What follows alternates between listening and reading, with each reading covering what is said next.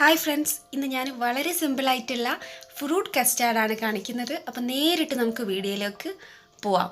ആദ്യം തന്നെ ഇതിന് വേണ്ടത് കസ്റ്റാർഡ് പൗഡറാണ്. അപ്പോൾ അതൊരു 2 ടേബിൾ സ്പൂൺ നല്ല കുമിച്ചെടുക്കുക, അല്ലെങ്കിൽ 2.5 ടേബിൾ സ്പൂൺ എടുത്താൽ മതി. അതിലേക്ക് തണുത്ത പാൽ 1/4 കപ്പ് ഒഴിച്ചിട്ട് നല്ലപോലെ ഒന്ന് മിക്സ് ചെയ്ത് വെക്കുക. കട്ടയൊക്കെ ഇല്ലാതിരിക്കാൻ വേണ്ടിയിട്ടാണ്. നല്ലപോലെ ഒന്ന് ഇളക്കിയെടുത്താൽ ഈ മിക്സ് റെഡി. ഇനി നമുക്ക് വേണ്ടത് പാലാണ്. 1/2 ലിറ്റർ പാലാണ് ഞാനിവിടെ എടുത്തിട്ടുള്ളത്. അപ്പോൾ അതൊന്ന് തിളപ്പിച്ചെടുക്കണം. അപ്പോൾ അതിലേക്ക് 1-2 കാര്യങ്ങൾ ചേർക്കാനുണ്ട്. ഒന്നാണ് പഞ്ചസാര. 1/2 കപ്പ് പഞ്ചസാര ചേർത്ത് കൊടുക്കുക. അത് മധുരം നിങ്ങളുടെ ഇഷ്ടം, വ്യത്യാസങ്ങൾ വരുത്താം. 1/2 കപ്പ് പഞ്ചസാര ചേർത്ത് ഇനി അതിലേക്ക് 1 ടീസ്പൂൺ വാനില എസൻസും കൂടെ ചേർക്കുക. ഇനി ഒന്നുമില്ല, നല്ലപോലെ ഒന്ന് തിളപ്പിച്ചെടുക്കണം. അപ്പോൾ പാല് തിളക്കാൻ തുടങ്ങി. ഇനി നമ്മൾ ഫ്ലെയിം ഒന്ന് ലോ ഫ്ലെയിമിലേക്ക് മാറ്റുക. എന്നിട്ട് നമ്മൾ നേരത്തെ കുറുക്കി വെച്ചിട്ടുള്ള കസ്റ്റാർഡിൻ്റെ മിക്സ് ചേർത്ത് കൊടുക്കുക. ചേർത്തോണ്ട് തന്നെ ഇളക്കുക.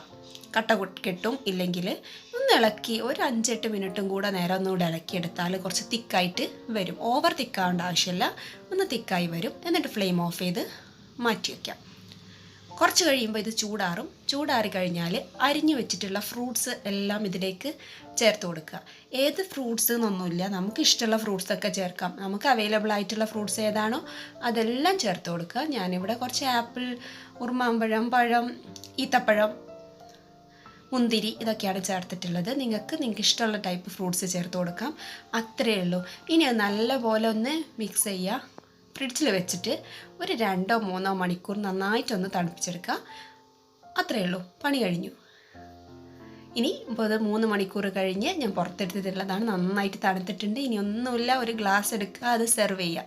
സെർവ് ചെയ്യുമ്പോൾ ഇതിപ്പോൾ ഞാൻ ജസ്റ്റ് ഈ ഒരു കസ്റ്റാർഡ് മാത്രമാണ് ചെയ്യുന്നത്. ഇതിൻ്റെ മുകളിൽ കുറച്ച് വാനില ഐസ്ക്രീമോ ഏതെങ്കിലും ഒരു ഐസ്ക്രീമിൻ്റെ ഒരു സ്കൂപ്പും കൂടെ വെക്കുകയാണെങ്കിൽ അടിപൊളിയായി.